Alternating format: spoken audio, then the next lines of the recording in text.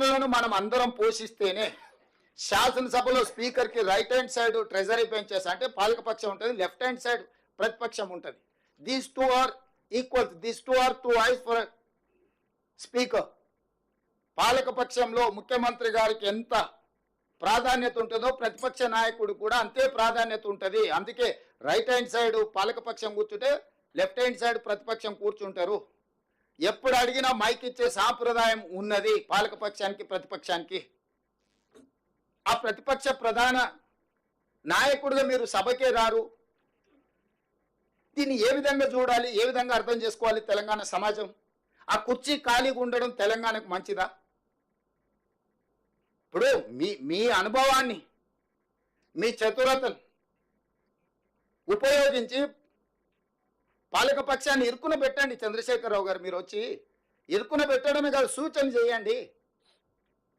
మేమంతా యంగ్స్టర్స్, మీ రోజు ఉన్న మంత్రివర్గంలో తుమ్మల గారు, జూపల్లి గారు సీనియర్స్ ఉండొచ్చు, కానీ బట్టి గారైనా, నేనైనా, శ్రీనివాస్ రెడ్డి అయినా, పొన్నం గారైనా మిత్రుడు, మేము అప్కమింగ్ ప్రజాప్రతినిధులము. మాకు ఈరోజు ఒక గొప్ప అవకాశం వచ్చింది.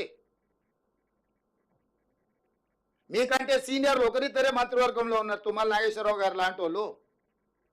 మీరు నిజంగానే మీ కేంద్ర మంత్రిగా, రాష్ట్ర మంత్రిగా, కేంద్ర మంత్రిగా, ముఖ్యమంత్రిగా, ఉద్యమకారుడుగా మీకు ఎంతో అనుభవం ఉందని మీరు చెప్తున్నారు కదా. ఆ అనుభవాన్ని ప్రజల కోసం ఉపయోగించండి. ప్రతిపక్ష బాధ్యత మీరు నెరవేర్చండి. పాలక పక్షానికి సూచన చేయండి. పాలక పక్షాన్ని ప్రశ్నించండి. ఇది నిర్దిష్టంగా ఇది అంశము, ఈ అంశంలో మీరు చేసిన నిర్ణయం ఇది, ఈ నిర్ణయం సహేతుకంగా లేదు, దీన్ని సవరించడం ద్వారా పేదలకు మేలు జరుగుతుంది అని మీరు నిర్దిష్టమైన సూచన మీరు చేయండి చంద్రశేఖరరావు గారు. మాకేమి భేషజాలు లేవు. వయసులో అనుభవంలో మీరు పెద్దోళ్ళు అనుకుంటున్నారు. ఆ పెద్దరికాన్ని మీరు నిలబెట్టుకోండి అని మేము అంటున్నాము. మీరు ఎలాంటి సూచనలు చేయకుండా ఏం చేసినా అడ్డుకుంటామనే విధానము ఇది తెలంగాణకు మంచిదా? మీరు ఒక్కసారి ఆలోచన చెయ్యండి. నేను చంద్రశేఖరరావు గారికి సూటిగా సూచన చేస్తున్నా. మీ పిల్లలు ఒకవేళ తెలియక అల్లర్చిల్లరుగా ఏదైనా వ్యవహారాలు చేస్తే పెద్ద మనిషిగా మీరు వాళ్ళకి చెప్పాలి కదా, కుటుంబ పెద్దగా, పార్టీ అధ్యక్షుడిగా. ఇది మంచి పద్ధతి కాదు, 10 ఏళ్ళు మనం నడిపినాం, ఇవన్నీ వ్యవహారాలు పెండింగ్ ఉన్నాయి, మనం చేయలేకపోయినాం, వాళ్ళు ఏదో ప్రయత్నం చేస్తున్నారు, కొంత సమయం ఇవ్వాలి. ఎందుకు ఇట్లా మీరు ఏది పడితే అది మాట్లాడుతున్నారు? మన పిల్లలు స్కూల్లో పక్కల పిల్లల్ని కొట్టేస్తానో, ఆ పక్క పిల్లలు పెన్సిలో రబ్బరు ఎత్తుకొస్తానో, తల్లిదండ్రులుగా మనం ఏం చెప్తాం? ఇట్లా తప్పు చేయొద్దు. పక్కోడు హోంవర్క్ చేసుకుంటూ ఆ నోట్బుక్లో పేజీలు చించుకొని చించి చెత్తబుట్టలు వేసిరు అనుకో, వీడు హోంవర్క్ చేయడు. పక్కోడు నోట్బుక్లో నేను స్కూల్లో ఉన్నప్పుడు చూసేది, క్లాస్ టీచర్కి నా హోంవర్క్ గురించి అడిగితే పక్కోళ్ళు చేసి మనం చేయకపోతే మనం తిడతారని కొంతమంది పిల్లలు మన నోట్బుక్ ఒక ఆడబెట్టి పక్కకు పోగానే మనం చేసిన హోంవర్క్ పేజీలు చించేసి బయట వాడేసి వచ్చేటోళ్ళు. ఎందుకంటే వాడు చేయలేదు, నేను చేయలేదు, ఇద్దరం సమానమే. ఇక వేరే వేరేలాగా టీచర్ చూడదు కదా, చేసినోడు ఉంటే చేయనోడి సంగతి తెలుస్తుంది కదా. సేమ్ అట్లనే మీ పిల్లలు ఇద్దరిని మా మీదకి ఉసిగొల్పి ఎందుకు ఇట్లా చేస్తున్నారు చంద్రశేఖరరావు గారు? పెద్దరికం నీకు మంచిదా? తెలంగాణ సమాజంలో నువ్వే పెద్ద మనిషిని అని చెప్పుకుంటున్నావు కదా, మాకేం అభ్యంతరం లేదు. మీకంటే పెద్ద మనిషి కేశవరావు గారి పక్కలు ఉన్నారు. అయినా మేము ఎప్పుడు కూడా కేశవరావు గారు కూడా మిమ్మల్ని ఏమి తక్కువ చేసినట్టో లేకపోతే మీరు చేస్తున్న తప్పని ఎప్పుడు అనలేదు కదా.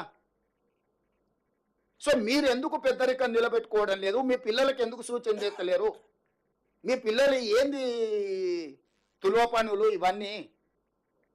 ఇట్లా తులువ పనులు చేసేటప్పుడు నియంత్రించాల్సిన బాధ్యత మీకు లేదా? నేను గతంలో కూడా చెప్పినా, మళ్ళీ చెప్తున్నా.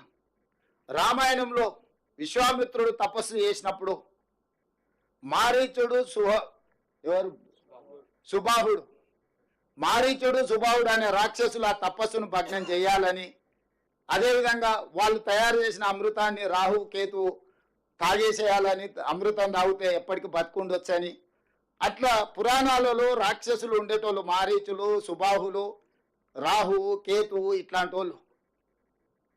ఇట్లాంటి వాళ్ళని తయారు చేసి మా ప్రభుత్వానికి ఉసిగొల్పడము మీ పెద్దరికానికి మంచిదా? చంద్రశేఖరరావు గారు మీరు ఆలోచన చెయ్యండి. మేము మిమ్మల్ని ఏం అనుమానించి మీ పట్ల మేము అభ్యంతరకరంగా వ్యవహరించింది ఏం లేదే. రాష్ట్ర అవతరణ దినోత్సవానికి మా అధికారికంగా మేము ప్రోటోకాల్ మిమ్మల్ని ఇన్వైట్ చేయడానికి వచ్చినాం. రేపు డిసెంబర్ 9 నాడు తెలంగాణ తల్లి విగ్రహావిష్కరణ ఉంది సచివాలయంలో. మా హైదరాబాద్ ఇన్ఛార్జ్ మినిస్టర్ పొన్నం ప్రభాకర్ గారు, ఇతర శాసనసభ్యులు స్వయంగా వెళ్ళి ప్రధాన ప్రతిపక్ష నాయకుని ఆ కార్యక్రమానికి ఆహ్వానిస్తారు. మీరు రాండి.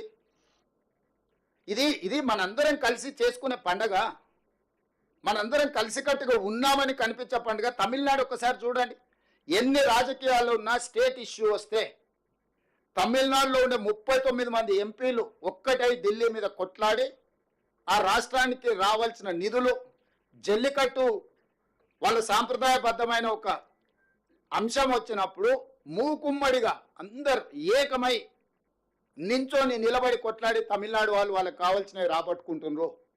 ఆ స్ఫూర్తి తెలంగాణలో ఎందుకు కొరవడుతుంది? పార్లమెంట్ సమావేశాలు వచ్చినప్పుడు ప్రతిపక్ష నాయకుడిగా మీరు కూడా రాండి, మన ఎంపీలకు దిశ నిర్దేశం చేద్దాం. 17 మంది లోక్సభ సభ్యులు, 7 మంది రాజ్యసభ సభ్యులు, 24 మంది సభ్యులకు మనం ఒక ఎజెండా ఇచ్చి కేంద్ర ప్రభుత్వంతో రాబట్టుకోవాల్సిన నిధుల కోసం ఒక మంచి సాంప్రదాయాన్ని నెలకొల్పుదాం. చంద్రశేఖరరావు గారు,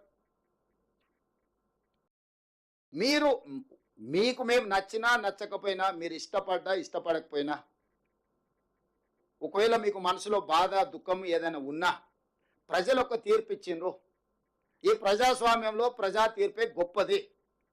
నిజాం మాత్రం ఇష్టపడి రాజ్యాన్ని భారత ప్రభుత్వానికి పండిత్ జవహర్లాల్ నెహ్రూ, వల్లభాయ్ పటేల్ కప్పచెప్పిండా? నిజాం ఏమి ఇష్టపడలేదు కదా. ప్రజా తిరుగుబాటు వచ్చినప్పుడు, ప్రజలు స్వేచ్ఛ కోరుకున్నప్పుడు తప్పని పరిస్థితుల్లో తల ఒగ్గవలసిన పరిస్థితులు నిజాం ప్రభువుకే తప్పలేదు. ప్రపంచంలోనే ఆగర్భ శ్రీమంతుడు నిజాం, అత్యంత శక్తివంతుడు. అలాంటి నిజామే ప్రజా ఉద్యమం వచ్చినప్పుడు, సాయుధ రైతాంగ పోరాటం జరిగినప్పుడు నిజాం ప్రభువు గారే తల వంచి భారత ప్రభుత్వానికి తన రాజ్యాన్ని అప్పగించిన పరిస్థితి మనం కళ్ళతో చూసినాం. అదేం ఎప్పుడో జరిగింది కాదు. అట్లాంటిది తెలంగాణ రాష్ట్రంలో కూడా ప్రజలు ఒక తీర్పు ఇచ్చిండ్రు. ఆ తీర్పును మీరు గౌరవించాలి కదా. 5 సంవత్సరాల కోసం ఎన్నుకున్న ప్రభుత్వము 6 నెలలు, మొదటి 6 నెలలు పార్లమెంట్ ఎన్నికలు, ఎలక్షన్ కోడే కదా. పెళ్ళైన అల్లుడికి ఆషాఢ మాసం అడ్డం వస్తే అత్తగారింటికి పోగలుగుతాడే? కొత్త అల్లుడు మీరు